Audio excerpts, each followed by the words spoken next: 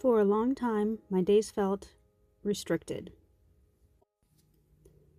I was fortunate to have a remote corporate job, but my life revolved around a calendar filled with back-to-back meetings from 9 to 5.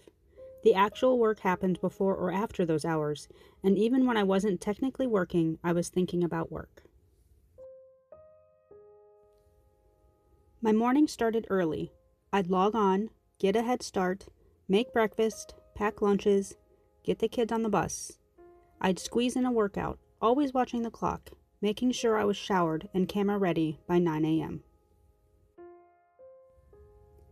When my kids came home around 3, I was usually in a meeting and didn't have time to hear about their day. Dinner was often prepped quickly between calls, eaten quickly, and then we were out the door for activities. After we got home, I'd finish work while moving through our nighttime routine, and then it was time to sleep and start again. By the end of each day, I wasn't just tired. My brain felt scattered, like I hadn't had one complete thought all day, just constant switching from one thing to the next. After living that way for several years, I started asking myself if this pace was sustainable, not just physically, but mentally.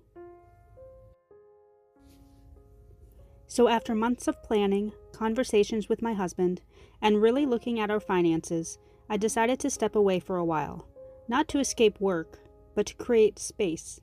Space to rest my brain, space to be more present with my family, and space to think strategically about what I want the next chapter of my career to look like. I read a book called The Power Pause by Neha Ruch, and it helped me see that stepping back doesn't mean stepping away from ambition.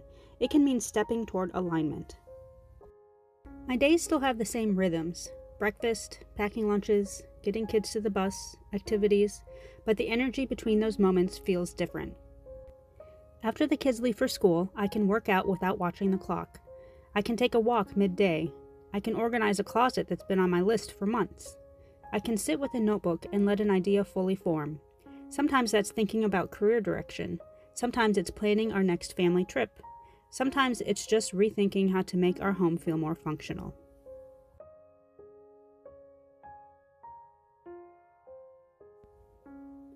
Most importantly, when my kids walk through the door, I can actually hear about their day. Dinner feels calmer. Evenings feel lighter. And at the end of the night, when we turn off the lights, I don't feel that low hum of dread about the next day's meeting schedule. I feel quieter. Years ago, when I first started in corporate life, I took a class that taught us the phrase, "Be here now." It was meant for coworker and customer interactions, but the words always stayed with me. Be here now. And for the first time in a long time, I feel like I actually am.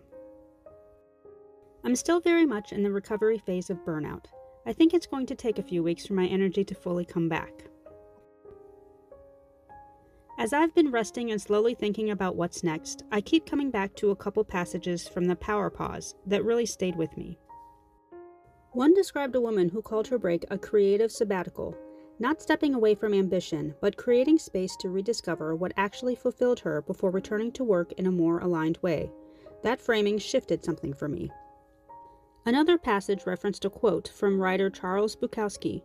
"Can you remember who you were before the world told you who you should be?" That question has been sitting with me. Not in a dramatic way, just quietly in the background as I move through these days. I don't have the answers yet, but I know I want whatever comes next to feel aligned, flexible, and genuinely fulfilling. If you've been feeling that quiet pull towards something slower, something more intentional, more fulfilling, maybe this is your reminder that it's okay to pause and listen.